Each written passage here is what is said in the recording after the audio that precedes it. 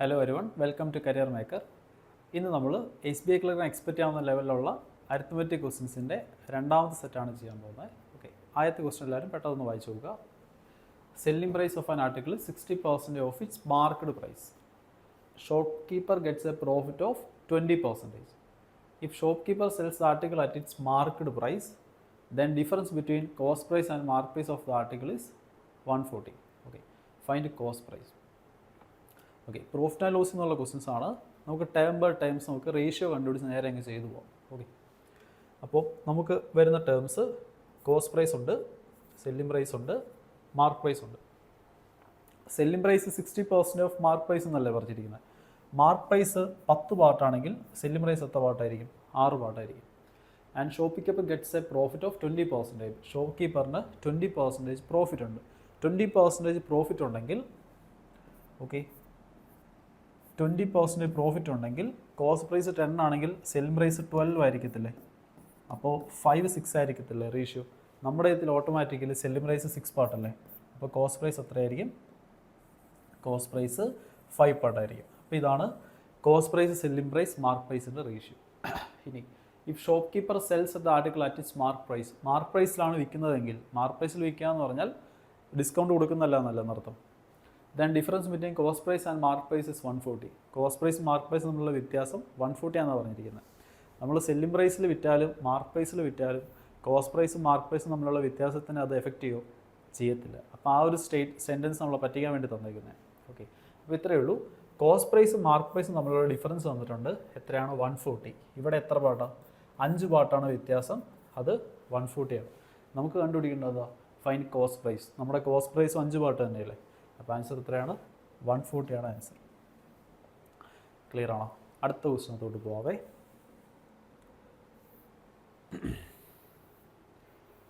Second question പെട്ടെന്നൊന്ന് വായിച്ചു നോക്കാം.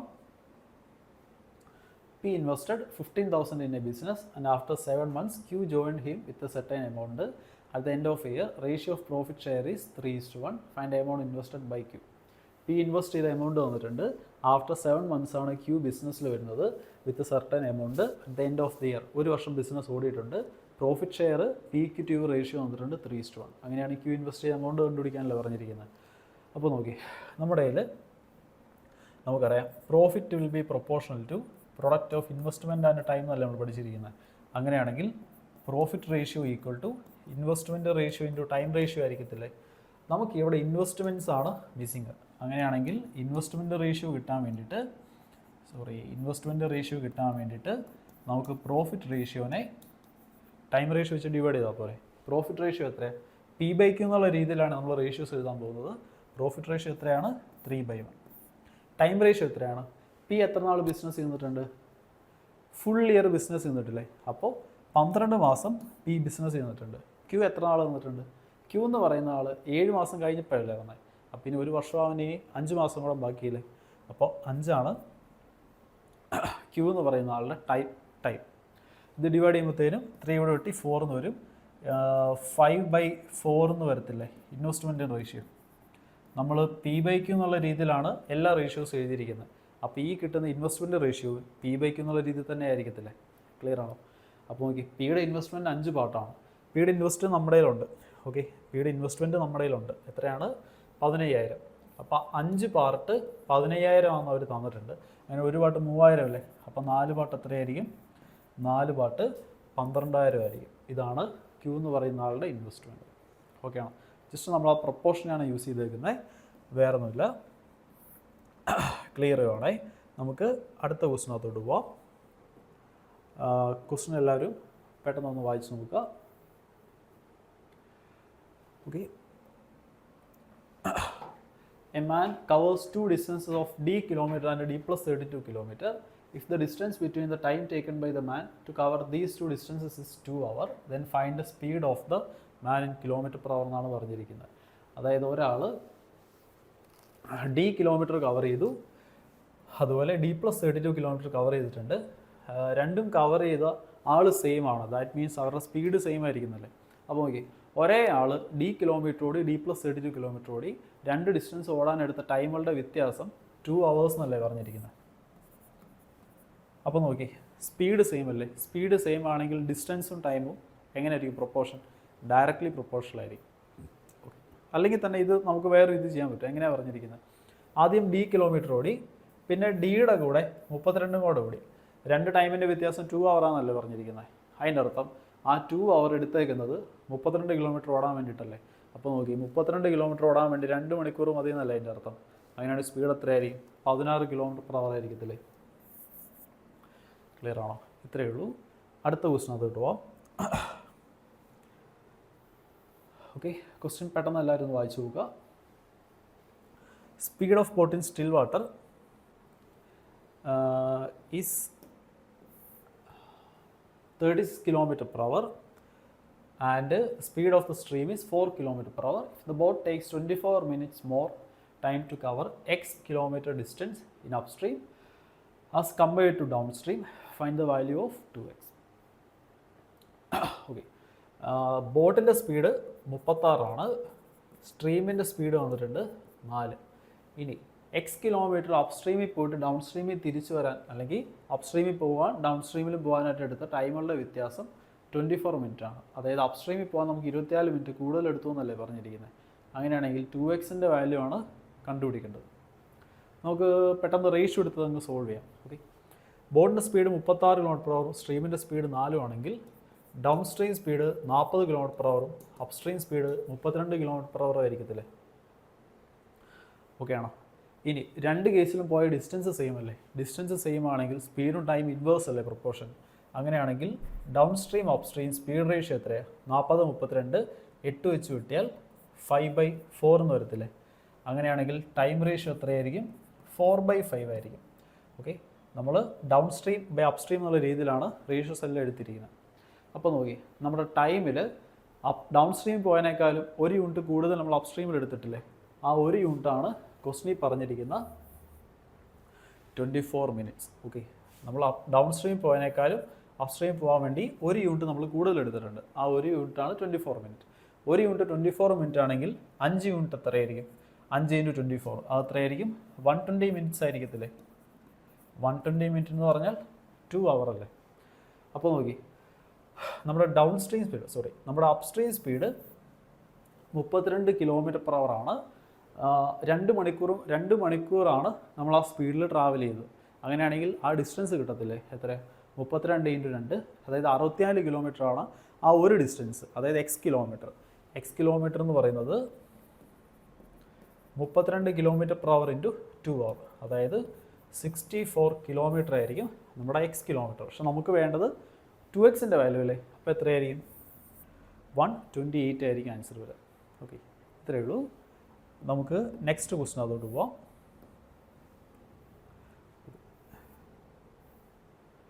ഓക്കെ, ക്വസ്റ്റ്യൻ പെട്ടെന്നൊന്ന് വായിച്ചു നോക്കുക. 4 years ago, okay, 4 years ago, Shivam's age to Deepak's age was 3:2. 4 വർഷം മുമ്പുള്ള ശിവം അതുപോലെ ദീപക് ഏജിൻ്റെ റേഷ്യോ എത്രയാണ്? 2:3. ഓക്കെ, 4 വർഷം മുമ്പ്. Ratio of Shivam's age 4 years ago to Deepak's age 5 years hence is 8:50. Okay, 4 വർഷം മുമ്പുള്ള ശിവൻ്റെ ഏജും പിന്നെ 5 വർഷം കഴിഞ്ഞിട്ടുള്ള ദീപക്കിൻ്റെ ഏജും തമ്മിലുള്ള റേഷ്യോ 8:15 ആണ്. കണ്ടുപിടിക്കേണ്ടത് ശിവത്തിൻ്റെ പ്രസൻറ്റ് ഏജ് ആണ്. പ്രസൻറ്റ് ഏജ് ഓഫ് ശിവമാണ് നമുക്ക് കണ്ടുപിടിക്കേണ്ടത്. ഓക്കെ, ഇവിടെ ഉണ്ടല്ലോ, രണ്ട് കേസിലും ശിവത്തിൻ്റെ ഏജ് തന്നിരിക്കുന്നത് 4 വർഷം എഗോ എന്നുള്ള രീതിയിലല്ലേ? അങ്ങനെയാണെങ്കിൽ 2 റേഷ്യോയിലും ശിവത്തിൻ്റെ പാർട്സ് സെയിം ആക്കിയാൽ അവിടെ നമുക്ക് എന്തെങ്കിലുമൊക്കെ കിട്ടും. ഓക്കെ, രണ്ടും സെയിം ആക്കി നോക്കി. ഇവിടെ 8 അല്ലേ, അവിടെ 2 അല്ലേ? അവിടെ നമുക്കൊരു കാര്യം ചെയ്യാം. ഇവിടെ നമുക്ക് 4 വെച്ച് മൾട്ടിപ്ലൈ ചെയ്ത് ഇതിനെ നമുക്ക് 8:12 ആക്കാം. അപ്പോൾ നോക്കി, 2 കേസിലും ശിവത്തിൻ്റെ ഏജ് 4 years ago 8 പാട്ടല്ലേ? ദീപകിൻ്റെ ഏജ് അവിടെ എത്ര? അവിടെ 12, ഇവിടെ 15 അല്ലേ?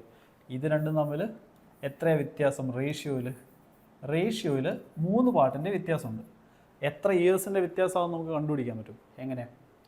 ഇത് 4 വർഷം മുമ്പുള്ള ഏജും ഇത് 5 വർഷം കഴിഞ്ഞിട്ടുള്ള ഏജും അല്ലേ? 4 വർഷം പുറകിലും 5 വർഷം ഫ്രണ്ടിലും മൊത്തം എത്ര വർഷത്തിൻ്റെ ഗ്യാപ്പായി? 9 വർഷത്തിൻ്റെ ഗ്യാപ്പായില്ലേ? അപ്പോൾ ഈ 3 പാർട്ട് എന്ന് പറഞ്ഞാൽ 9 ഇയേഴ്സാണ്. അപ്പോൾ ഒരു പാർട്ട് എത്രയാണ്? 3 ഇയർ. ഓക്കെ, അതായത് നമ്മൾ റേഷ്യോസ് ചേഞ്ച് ചെയ്തായിരുന്നു. ഇതാണ് പുതിയ റേഷ്യോ, ഇതാണ് രണ്ടാമത്തെ കേസിലെ റേഷ്യോ. ഈ റേഷ്യോസിൻ്റെ 1 പാർട്ടാണ് കിട്ടിയിരിക്കുന്നത്. നമുക്കിനി വേണ്ടത് പ്രസൻറ്റ് ഏജ് ഓഫ് ശിവ അല്ലേ. ശിവത്തിൻ്റെ ഏജ് 8 പാർട്ട് കിടക്കുന്നുണ്ട്. ഒരു പാർട്ട് 3 ഇയേഴ്സ് ആണെങ്കിൽ 8 പാർട്ട് എത്രയായിരിക്കും? 8 × 3 24 ഇയേഴ്സ് ആണ് ശിവത്തിൻ്റെ ഏജ്. പക്ഷേ 4 ഇയേഴ്സ് എഗോ, 4 വർഷം മുമ്പ് 24 ആണെങ്കിൽ ഇപ്പം എത്രയായിരിക്കും? 28 ആയിരിക്കത്തില്ലേ? ക്ലിയർ ആണോ? ഇതായിരിക്കും ശിവത്തിൻ്റെ പ്രസൻറ്റ് ഏജ്. ഓക്കെ, ജസ്റ്റ് നമ്മൾ ആ റേഷ്യോസ് ഒന്ന് റീഅറേഞ്ച് ചെയ്ത് റെഡി ആക്കിയുള്ളൂ, വേറെ ഒന്നും ചെയ്തിട്ടില്ല. ഓക്കെ, റേഷ്യോ എന്ന് വരുന്ന ബേസിക് ആയിട്ടുള്ളൊരു ക്വസ്റ്റൻ ആണത്. Okay, hope you understand. നമുക്ക് അടുത്ത ക്വസ്റ്റിനകത്തോട്ട് പോവാം. ഓക്കെ, ക്വസ്റ്റൻ എല്ലാവരും പെട്ടെന്നൊന്ന് വായിച്ചു നോക്കുക. Okay, mixture has milk and water in the ratio 4:1. ഒരു മിക്സ്ചർ ഉണ്ട്, ആ മിക്സ്ചറിൽ മിൽക്കും വാട്ടറും ഉണ്ട്. റേഷ്യോ എത്രയാണ്? 4:1. When 50% of the mixture is taken out and replaced by 24 litre water, then ratio of milk to water in the mixture became 1:1. അതായത് നമ്മൾ ഈ മിക്സ്ചറിൽ നിന്ന് 50% മിക്സ്ചർ നമ്മൾ പുറത്തോട്ട് മാറ്റും. ഓക്കെ, അപ്പോൾ നമ്മൾ മിക്സ്ചർ ആൻഡ് ഡെറിവേഷൻസ് എന്നുള്ള ചാപ്റ്ററിൽ പഠിച്ചിട്ടുണ്ട്. നമ്മളൊരു മിക്സ്ചർ ചെയ്യുന്ന മിക്സ്ചറിൻ്റെ 50% എടുത്താൽ അവിടെയുള്ള ഓരോ കമ്പോണൻ്റ് ചെയ്തും 50% വീതം കുറയത്തില്ലേ. ഓക്കെ, അതിനുശേഷം നമ്മൾ 24 ലിറ്റർ വാട്ടർ തിരിച്ച് ആഡ് ചെയ്തപ്പോൾ മിൽക്ക് വാട്ടർ റേഷ്യോ 1:1, അതായത് ഈക്വലായി എന്നല്ലേ പറഞ്ഞിരിക്കുന്നത്. അപ്പോൾ നമുക്കൊന്ന് ആലോചിച്ച് നോക്കാം. ആദ്യം ഈ മിക്സ്ചറിൽ നമ്മൾ 50% മിക്സ്ചർ എടുത്ത് മാറ്റത്തില്ലേ. ആദ്യം 4 പാർട്ട് മിൽക്കും 1 പാർട്ട് വാട്ടറുമാണുള്ളത്. മിക്സ്ചറിൽ നിന്ന് മിക്സ്ചറിൻ്റെ 50% എടുത്ത് മാറ്റുമ്പോൾ മിൽക്കിൽ നിന്ന് 50% കുറയും, വാട്ടറിൽ നിന്ന് 50% കുറയും. ഓക്കെ, മിൽക്കിൽ നിന്ന് 50% കുറഞ്ഞാൽ എത്രയായി? 4 പാർട്ടിൽ നിന്ന് പകുതി കുറഞ്ഞാൽ എത്രയുണ്ട്? 2 പാർട്ട്. 1 പാർട്ടിൽ നിന്ന് പകുതി കുറഞ്ഞാൽ ബാക്കി എത്രയുണ്ട്? 0.5 പാർട്ട്. ഇതാണ് ഈ 50% എടുത്തതിന് ശേഷമുള്ള അവിടെയുള്ള റേഷ്യോ. ഓക്കെ, ഇനി നമ്മൾ 24 ലിറ്റർ വാട്ടർ തിരിച്ച് അതിനകത്തോട്ട് ആഡ് ചെയ്യത്തില്ലേ. ആഡ് ചെയ്യുമ്പോഴത്തേരും ഈ മിക്സ്ചറിൻ്റെ റേഷ്യോ, അതായത് മിൽക്ക് വാട്ടർ റേഷ്യോ 1:1 ആയി എന്നല്ലേ പറഞ്ഞിരിക്കുന്നത്. അതായത് ഈ സിറ്റുവേഷനിൽ വെച്ചിട്ട് നമ്മളൊരു 24 ലിറ്റർ വാട്ടർ നമ്മൾ ഇതിനകത്തോട്ട് ആഡ് ചെയ്യും. ഓക്കെ, 24 ലിറ്റർ നമ്മൾ ഇതിനകത്തോട്ട് വാട്ടർ ആഡ് ചെയ്യും. അപ്പോൾ റേഷ്യോസ് ഈക്വൽ ആവും. ഓക്കെ, ഈ സിറ്റുവേഷനും കമ്പയർ ചെയ്യുമ്പോൾ എവിടെ മാത്രമേ വ്യത്യാസമുള്ളൂ? വാട്ടറിൽ മാത്രമല്ലേ വ്യത്യാസമുള്ളൂ. മിൽക്കിൻ്റെ അളവ് രണ്ടിടത്തും സെയിം ആയിരിക്കണ്ടേ. അപ്പോൾ ഇവിടെ 2 പാർട്ടാണ് മിൽക്കെങ്കിൽ ഇവിടെ എന്ത് തന്നെയായിരിക്കും? ഇവിടെയും 2 പാർട്ട് തന്നെ ആയിരിക്കത്തില്ലേ മിൽക്ക്. ഓക്കെ ആണോ? അപ്പോൾ 1:1 ആണെങ്കിൽ ഇതും 2 പാർട്ട് തന്നെ ആയിരിക്കത്തില്ലേ. അപ്പോൾ നിങ്ങൾ നോക്കി 0.5 പാർട്ട് 2 പാർട്ടായി. എത്ര പാർട്ട് കൂടിയിട്ടുണ്ട്? 1.5 പാർട്ട് കൂടിയിട്ടില്ലേ. അപ്പോൾ നമുക്ക് മനസ്സിലായി ഇവിടുത്തെ 1.5 പാർട്ടാണ് 24 ലിറ്റർ. ഓക്കെ, നമുക്കിനി കണ്ടുപിടിക്കേണ്ടത് എന്താ? നമുക്ക് കണ്ടുപിടിക്കേണ്ടത് find initial quantity of mixture. നേരത്തെ ആ മിക്സ്ചറിൽ എത്ര ക്വാണ്ടിറ്റി സാധനം ഉണ്ടായിരുന്നല്ലേ കണ്ടുപിടിക്കേണ്ടത്. സ്റ്റാർട്ടിങ്ങിൽ മൊത്തം എത്ര പാർട്ട് സാധനം ഉണ്ടായിരുന്നു നമ്മുടെ കയ്യിൽ? 4 പാർട്ട് + 1 പാർട്ട്, മൊത്തം 5 പാർട്ട് സാധനം കയ്യിലില്ലായിരുന്നു. അപ്പോൾ 1.5 പാർട്ട് 24 ആണെങ്കിൽ 5 പാർട്ട് എത്രയാണെന്ന് കണ്ടുപിടിച്ചാൽ പോരെ. അത്രയായിരിക്കും വരിക. 1.5 പാർട്ട് 24 ആണെങ്കിൽ നമുക്കൊരു കാര്യം ചെയ്യാം, ഡെസിമൽസിലോട്ട് നമുക്ക് വാല്യൂസ് അങ്ങ്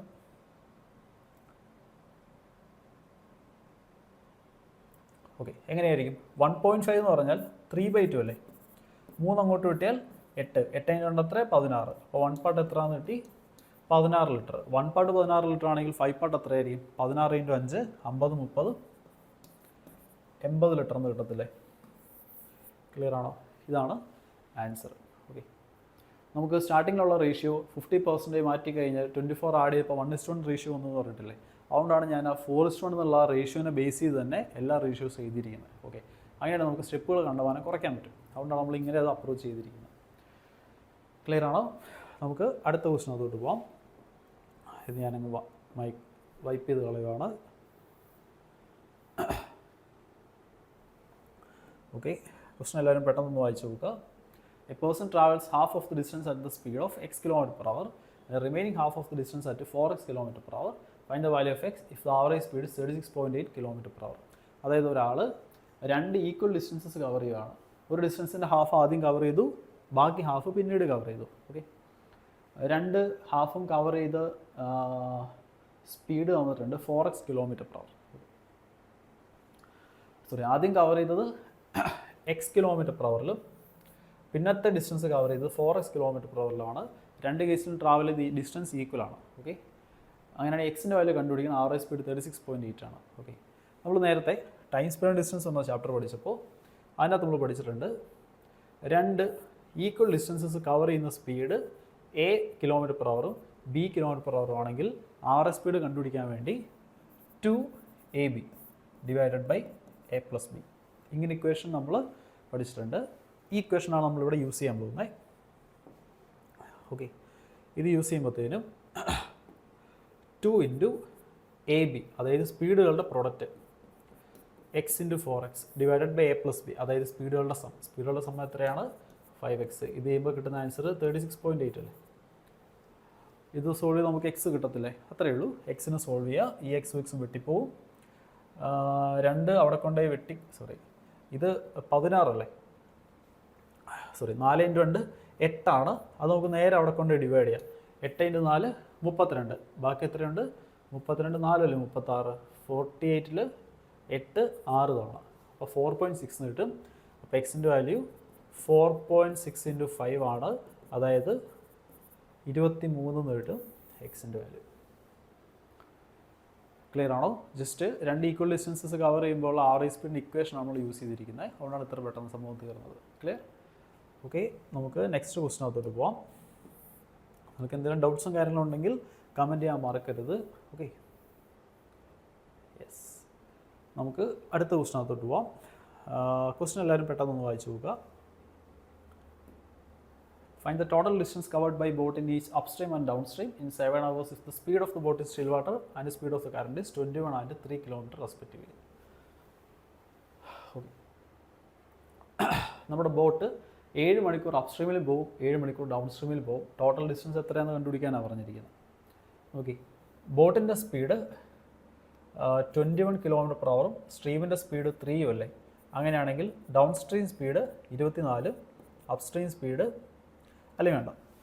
നമുക്ക് മറ്റൊരു രീതിയിലൊന്ന് ആലോചിച്ച് നോക്കാം. ഓക്കെ, നമ്മൾ കണ്ടുപിടിക്കാൻ പോകുന്നത് 7 hour × down stream speed plus 7 hour × upstream speed. ഇതല്ലേ കാൽക്കുലേറ്റ് ചെയ്യാൻ പോകുന്നത്. 7 hour × സ്പീഡ് മൾട്ടിപ്ലൈ ചെയ്ത ഡിസ്റ്റൻസ് ആയി, 7 hour × സ്പീഡ് മൾട്ടിപ്ലൈ ചെയ്ത ഡിസ്റ്റൻസ് ആയി. 7 കോമൺ എടുത്താൽ D+U എന്ന് കിട്ടത്തില്ലേ. D+U എന്ന് പറഞ്ഞാൽ 2B അല്ലേ, അതായത് down stream speed B+S, upstream speed B - S അല്ലേ. ഇപ്പോൾ DU ആഡ് ചെയ്താൽ S ക്യാൻസലായി പോയി 2B എന്ന് കിട്ടത്തില്ലേ. അപ്പോൾ ബേസിക്കലി നമ്മൾ 7 × 2 ടൈംസ് ഓഫ് ബോട്ടിൻ്റെ സ്പീഡ് കാൽക്കുലേറ്റ് ചെയ്താൽ മതി. അതാണ് ആൻസർ.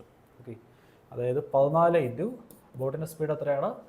ബോട്ടിൻ്റെ സ്പീഡ് 21 മൾട്ടിപ്ലൈ ചെയ്ത ആൻസറാണ്. 14 × 21 എത്രയാണ്? 14 × 20 ചെയ്താൽ 280. അതിൻ്റെ ഒരു 14 കൂടെ ആഡ് ചെയ്യുക, 294 km എന്ന് കിട്ടും ആൻസർ. ക്ലിയർ ആണോ? നമുക്ക് നെക്സ്റ്റ് ക്വസ്റ്റിനകത്തോട്ട് പോവാം. ഇതങ്ങ് വൈപ്പ് ചെയ്യുവാണേ. ക്വസ്റ്റ്യൻ എല്ലാവരും പെട്ടെന്ന് വായിച്ച് നോക്കുക. Ratio of income of A to that of B is 5:9. If expenditure of A is 3/8 of his income and expenditure of B is 4/9 of his income, sum of their savings is 1950. Find the difference between their income. രണ്ടുപേരും income expenditure സേവിങ്സിനെ പറ്റിയല്ലേ അവർ പറഞ്ഞിരിക്കുന്നത്. A, B, income, expense, savings. Okay, ഇൻകത്തിൻ്റെ ratio 5:9. Expenditure of A is 3/8 of his income. എയുടെ expenditure എയുടെ ഇൻകത്തിൻ്റെ 3/8 ആണ്.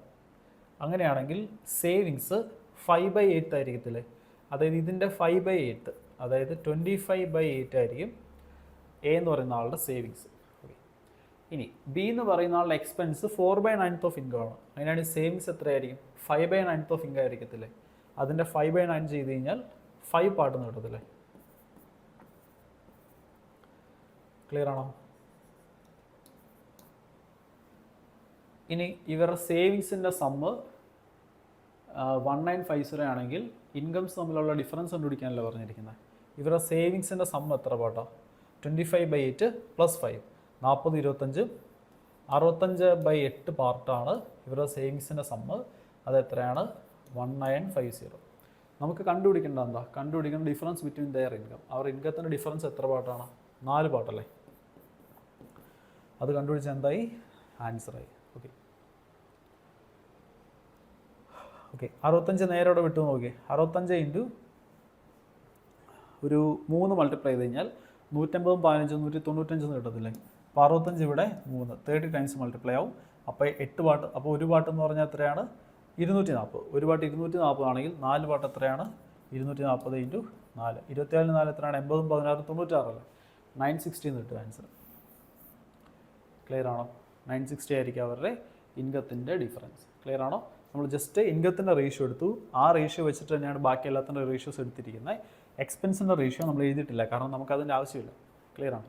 നമുക്ക് തന്നിരിക്കുന്നത് അവരുടെ സേവിങ്സിൻ്റെ സമ്മാണ്. കണ്ടുപിടിക്കുന്നത് ഇൻകത്തിൻ്റെ ഡിഫറൻസ് ആണ്. എക്സ്പെൻസ് എല്ലാം കണ്ടുപിടിക്കണമെങ്കിൽ നമ്മൾ എന്ത് ചെയ്താൽ എക്സ്പെൻസിൻ്റെ റേഷ്യോ എഴുതിയാണേ. ക്ലിയർ ആണോ? ഓക്കെ, നമുക്ക് നമ്മുടെ ഈ സെഷനിലെ ലാസ്റ്റ് ക്വസ്റ്റിനകത്തോട്ട് കിടക്കാം. ഓക്കെ, ക്വസ്റ്റൻ എല്ലാവരും പെട്ടെന്ന് വായിച്ചു നോക്കുക. ടൈം ആൻഡ് വർക്ക് എന്ന് പറഞ്ഞ ചാപ്റ്ററിലെ ക്വസ്റ്റനാണ്. ഓക്കെ,